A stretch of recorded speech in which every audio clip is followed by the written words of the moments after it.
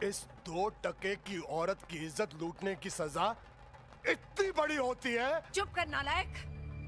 तू किसी औरत और उसकी इज्जत की कीमत क्या जाने? अरे सैकड़ों ठाकुरों की आन नीलाम करके भी एक औरत की इज्जत की कीमत पूरी नहीं होती।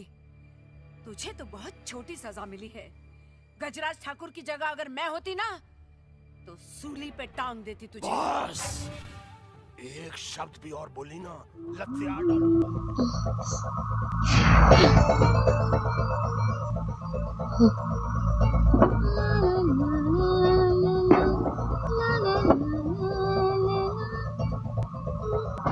एक फिल्म में जितना अहम किरदार एक हीरो का होता है, उतना ही एक खलनायक का भी होता है।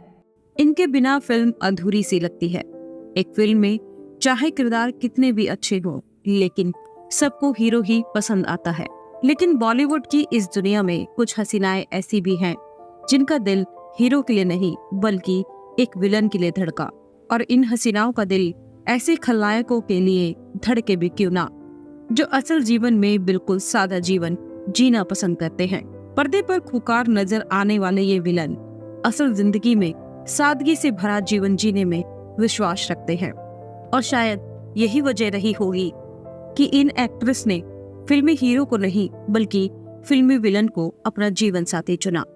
तो चलिए आज जानते हैं उन एक्ट्रेस के बारे में जिन्होंने अपने जीवन साथी के रूप में एक विलन को चुना। दोस्तों, आज हम बात कर रहे हैं कुछ ऐसी हसीनाओं की जिन्होंने अपनी जिंदगी में एक हमसफर के लिए एक हीरो को नहीं बल्कि एक विलन को चुना। तो चलिए सबसे पहले बात करते हैं हम आपके हैं कौन से पॉपुलर हुई रेणुका सहाने की, जिन्होंने पहले शादी की एक मराठी थिएटर राइटर विजय केंकरे से, जिससे इनकी शादी कुछ ज्यादा दिनों तक नहीं चली और आखिरकार इनका दिल धड़का एक ऐसे विलन के लिए जिसने लोगों को खौफ का बखूबी एहसास कराया। जानता है, जब मैं 11 साल का था ना, तब पहली बार यमराज मुझे लेने आना चाहता था। पता है मैंने क्या किया? दरअसल रेणुका सहाने ने अपने लिए जीवन साथी के रूप में चुना आशुतोष राणा को। रेणुका सहाने और आशुतोष राणा की लव स्टोरी बिल्कुल फिल्मी है। दरअसल आशुतोष रेणुका को घंटों फोन पर कविताएं सुनाया करते थे। तकरीबन 3 महीने हम फोन अ फ्रेंड खेलते रहे। अच्छा, हम मिले नहीं।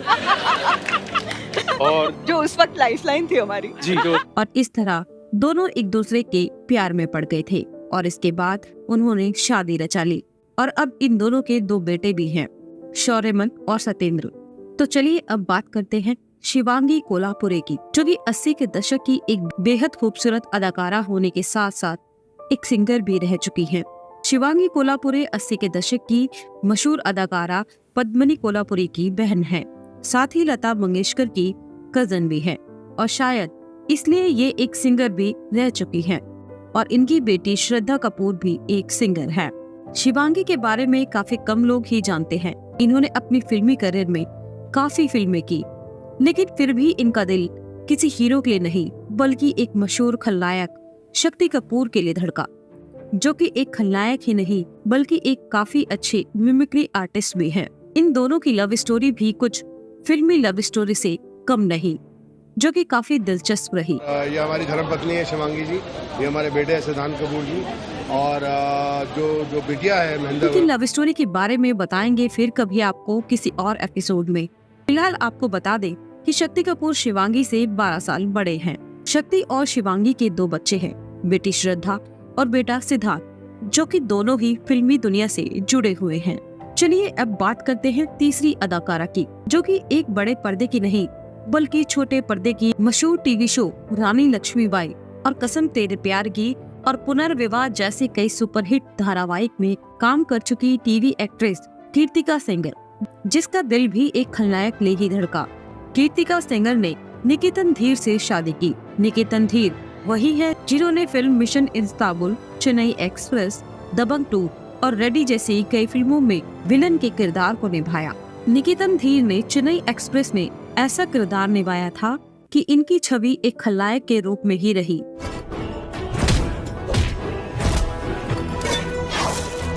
लेकिन जब इन्होंने कीर्तिका से शादी रचाई तो दर्शकों को पता लगा कि ये कितनी सुलझी हुई पर्सनालिटी है। दरअसल पंकज धीर ने ही कीर्तिका सेंगर को अपने बेटे निकेतन धीर के लिए चुना था और आज इस जोड़े की एक सुंदर बेटी भी है। चलिए अब बात आती है पूजा बत्रा की। पूजा बत्रा वैसे तो इंडस्ट्री में कुछ खास जगह नहीं बना पाई।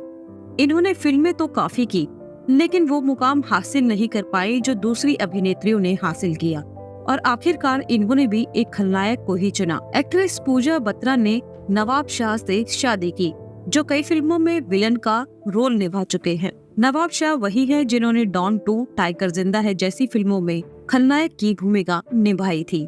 अब बात आती है जरीना वहाब की, जो कि हिंदी फिल्म इंडस्ट्री में मशहूर अदाकारा है।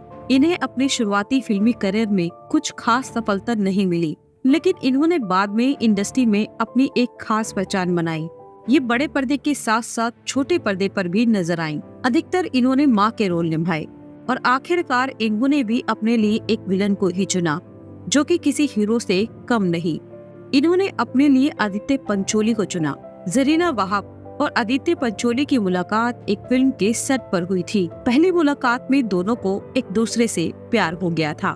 फिल्म की शूटिंग के खत्म होने तक दोनों एक दूसरे को अपना दिल दे बैठे थे और शादी करने का फैसला भी कर चुके थे, और इसके बाद दोनों ने शादी की और अपना खुशहाल जीवन जी रहे हैं।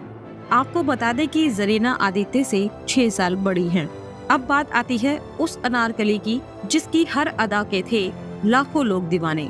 जब कभी भी अनारकली की बात होती है तो मधुबाला से पहले बीना राय का नाम भी आता है।